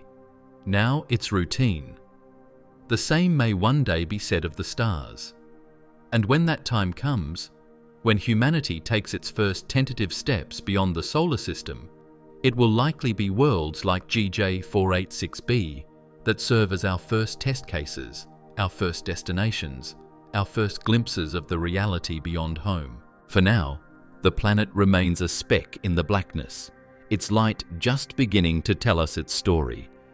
But it's a close speck, close enough that we can already imagine what it might look like, what it might feel like, what secrets it might hold. In the infinite sprawl of the cosmos, 26 light years is nothing, and yet it's everything, because it's close enough to remind us that the universe is not some distant dream, but a reachable frontier waiting patiently for us to arrive. And as our eyes and instruments turn ever outward, it's natural to wonder what comes next. How might we, in the near future, see planets like GJ486b directly? What new technologies will allow us not just to detect them through their light, but to image their surfaces, study their landscapes, and perhaps even witness their sunsets firsthand? The discovery of GJ486b and the tantalizing hints of water vapor in its system are only the beginning, a preview of a future where our instruments will not just detect exoplanets, but see them directly, as clearly as we see the worlds in our own solar system. For most of human history, every planet outside our system has been invisible to us, existing only as a flicker in starlight, a shadow passing across a distant sun. But the age we're entering, powered by technological giants like the James Webb Space Telescope, JWST, and the next generation of even more advanced observatories, is poised to transform that flicker into a view. One day soon, we won't just infer the presence of planets like GJ486b, we'll see them with our own eyes. The James Webb Space Telescope has already taken the first step by analyzing the spectral fingerprints of distant worlds, but it was never built to photograph them directly. Its brilliance lies in its precision spectroscopy, decoding the chemistry of light. The next great leap will come from telescopes designed to go beyond spectra and capture actual images of exoplanets, images detailed enough to reveal the color, clouds, and perhaps even surface features of other worlds. This field, known as direct imaging, is the holy grail of exoplanet science, and we're closer to it than most people realize. Projects already underway promise to make this dream a reality. The Nancy Grace Roman Space Telescope, set to launch later this decade, will carry an instrument known as a coronagraph, an ingenious device that blocks out the overwhelming glare of a star so the faint light of its orbiting planets can be seen. Think of it like using your hand to block the sun so you can glimpse a firefly hovering beside it. With this technology, Roman will be able to directly image exoplanets in reflected light for the first time, targeting nearby systems like GJ486 and others within 50 light-years. While its main focus will be on gas giants and large sub-Neptunes, it will lay the groundwork for the even more ambitious missions that follow. Among those future missions is NASA's proposed Habitable Worlds Observatory, HWO, a telescope designed specifically to find and study Earth-like planets around Sun-like stars. Building on the success of JWST and Roman, the HWO will use advanced coronagraphs and possibly star shades, massive, flower-shaped spacecraft positioned thousands of kilometers away from the telescope to perfectly block a star's light. With that level of precision, it will be able to capture images of rocky planets directly, perhaps even showing us oceans, continents, or cloud systems on worlds orbiting nearby stars. If launched as planned in the 2040s, HWO could very well be the instrument that gives humanity its first true portrait of another Earth. Meanwhile, on the ground, the extremely large telescope, ELT, being constructed in Chile, will boast a mirror 39 meters across, the largest ever built. Equipped with adaptive optics to counteract Earth's atmospheric distortion, the ELT will be powerful enough to directly image rocky exoplanets orbiting nearby stars, potentially including systems like GJ486. It will also allow for high-resolution spectroscopy, letting scientists study atmospheric composition, weather patterns, and even detect the chemical signatures of volcanic activity or surface minerals. The prospect of being able to distinguish between a lava world, a cloudy world, or an oceanic world from 26 light-years away borders on science fiction. And yet, it's science fact in the making. Another major breakthrough on the horizon comes from concepts that might seem straight out of futuristic dreams. Interferometric telescope arrays and space-based observatories working in tandem. Imagine multiple telescopes orbiting Earth or stationed on the Moon, all synchronized to combine their light-gathering power as though they were one colossal instrument. This technique, known as aperture synthesis, could achieve resolutions so sharp that we might one day see continents or weather systems on exoplanets. Missions like LUVOIR, Large UV/Optical/IR Surveyor, one of NASA's previous flagship concepts, envisioned precisely that. A telescope capable of detecting biomarkers such as oxygen, ozone, methane, and carbon dioxide in exoplanet atmospheres. Though LUVOIR has since evolved into the Habitable Worlds Observatory Plan, its legacy lives on as the blueprint for telescopes that will be capable of imaging Earth-like worlds directly. If all of this sounds ambitious, it's worth remembering how far we've already come. Less than 30 years ago, the very first exoplanet, 51 Pegasi b, was detected not through imaging, but by observing its star's wobble. We couldn't see it, only feel its gravitational tug. Fast forward to today, and we're not just detecting planets, we're dissecting their atmospheres from across light years. The next step, seeing them as glowing disks, studying their surfaces, watching them rotate and change over time, is not a matter of if, but when. And what might those first direct images show us? For planets like GJ486b, we might see a molten surface glowing faintly through a thin veil of vapor. A red-hot world eternally facing its star, its day side gleaming like embers, its night side lost in darkness. For cooler, more temperate exoplanets, we could glimpse hints of oceans reflecting starlight, or patches of cloud cover shifting with alien winds. We might even detect seasonal changes, the subtle variations in color and brightness that betray an active, dynamic climate. Eventually, direct imaging will go beyond visuals. Instruments in development today will allow scientists to analyze reflected light from planetary surfaces, distinguishing between rock, ice, vegetation, and liquid water. By measuring how light is polarized as it bounces off a planet, we could tell whether its surface is rough and rocky or smooth and oceanic.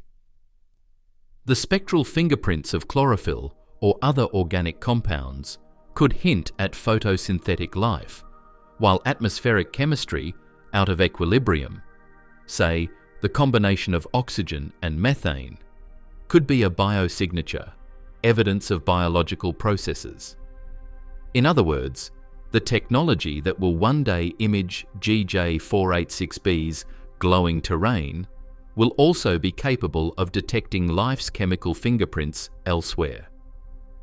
Even more radical ideas are on the table. Concepts like Starshot, a project backed by physicist Stephen Hawking and tech pioneers, aim to send fleets of tiny, light-powered spacecraft to nearby stars.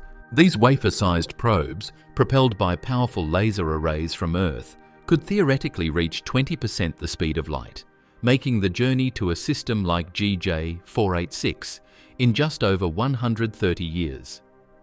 Though still in early theoretical stages, such ideas prove that humanity's drive to explore beyond our solar system is no longer confined to imagination. It's moving steadily toward engineering. What's breathtaking about all of this is that GJ486b is close enough to be part of this next wave of exploration. Within the next few decades, it could become one of the first exoplanets ever imaged directly in detail, its light separated cleanly from its star's glare. Whether it's a glowing ember of stone or a world with transient clouds, the first real image of GJ486b will mark a historic turning point. The moment we begin to see other planets not as data points, but as places. Because that's where this journey ultimately leads, to the realization that these aren't just distant dots of light in the sky. They are worlds, each with its own landscapes, climates, and stories. And as our technology evolves, those worlds will come into focus, one by one, until the idea of looking at another planet's surface, even 126 light-years away, feels as ordinary as gazing at the moon. The day that happens, when we capture that first, unmistakable image of a rocky exoplanet with signs of water or life, will be a moment that redefines what it means to look up at the night sky. Because then, we won't just be looking at stars, we'll be looking at other homes scattered across the galaxy, each a potential chapter in the great cosmic story of existence. And that brings us to the most important part of this story, the sense of awe that discoveries like this inspire. Because beyond the data, beyond the science, lies the deeper truth. Every step we take toward understanding these distant worlds brings us closer to answering the oldest question of all: are we alone? Every so often, a discovery comes along that reminds us why we look up at the stars in the first place. JJ486b, a small, rocky world orbiting a faint red dwarf just 26 light-years away, is one of those discoveries. Not because it's habitable, not because it's another Earth, but because it symbolizes something far greater: how close we're getting to understanding our place in the universe. When scientists point the James Webb Space Telescope toward a dim star in the constellation Virgo and find the spectral fingerprints of possible water vapor, they're not just analyzing numbers or graphs. They're touching the very edge of the unknown. They're peering across trillions of kilometers, reaching with light instead of hands, and finding that the same elements that make up our oceans, clouds, and breath may exist elsewhere. That realization, even if fleeting or uncertain, changes us. It forces us to confront a profound truth. The ingredients of life are not unique to Earth. They are woven into the fabric of the cosmos itself. Think about that. The water that might shimmer as vapor above JJ486b's blistering surface is made of the same hydrogen and oxygen forged in ancient stars long before our sun was born. The same chemistry that formed our oceans could be happening right now around a planet we can barely see. The same starlight that nurtures life here also illuminates distant worlds that may one day reveal life of their own. Every drop of water, every molecule of carbon, every glimmer of oxygen we find out there tells us that the universe repeats itself, that it builds worlds from the same blueprints, again and again. And that's why discoveries like this matter so deeply. They remind us that our search for life beyond Earth is not a search for something alien. It's a search for ourselves, for reflections of what we are and what we could be. JJ486b may be a furnace, a world forever locked between scorching day and eternal night, but its existence, and the faint possibility of water, whispers of something far larger than heat and rock. It tells us that worlds like ours are not alone, that even among the vast silence of the stars, there may be other places where water flows, where chemistry dances, and where life could one day awaken. When you think about it, that's what makes astronomy so profoundly human. We build telescopes not just to observe, but to wonder. Every photon that JWST captures has traveled across unimaginable distances just to reach us, to tell us a story written in light. And in decoding that story, we're not just learning about the universe. We're rediscovering our connection to it. We are, after all, made of the same stardust, the same elements, the same cosmic history as every planet we find. Each discovery, each planet, each molecule, each glimmer of possibility brings us closer to the question that has echoed through every generation. Are we alone? It's a question that defines us, that drives our curiosity, our art, our science, our yearning to explore. And with every observation, every spectrum, every discovery, like JJ486b, we inch closer to an answer. Maybe one day a telescope will spot a planet just like Earth. Not a barren rock or a boiling inferno, but a blue world with clouds and continents, perhaps even the spectral traces of life in its air. Maybe one day, we'll see proof that we are not the only consciousness in this endless ocean of stars. Or maybe, we'll find that we truly are unique, the universe's lone experiment in awareness. Either way, the journey itself is the answer. Because to search the stars is to understand what it means to be human, to look outward and find over and over again reflections of our own existence. So, as you look up tonight and see the same stars that JWST studies, including the faint red point that hosts GJ486b, remember that somewhere out there those same stars are shining on other worlds. Worlds we are only just beginning to know. Worlds that may hold oceans, atmospheres, or the first sparks of life. And remember that every time we find one, no matter how far, we bring the universe a little closer to home. The discovery of water, or even the possibility of it, on a planet just 26 light-years away, isn't the end of the story. It's a reminder that the story is still being written.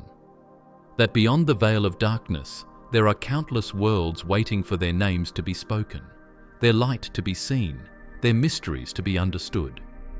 We stand at the dawn of a new era, one where humanity's reach extends not just across planets, but across stars. GJ486b is just one small world among billions, but it's a signal, a promise, a doorway. And when we pass through that doorway, when we finally find that other world where water flows freely and life stirs, we'll know that we were never truly alone. We were always part of something vast, something beautiful, something eternal. Until then, we keep searching, because the stars are calling, and their light is telling us, in every wavelength, that we belong to the universe, and it belongs to us.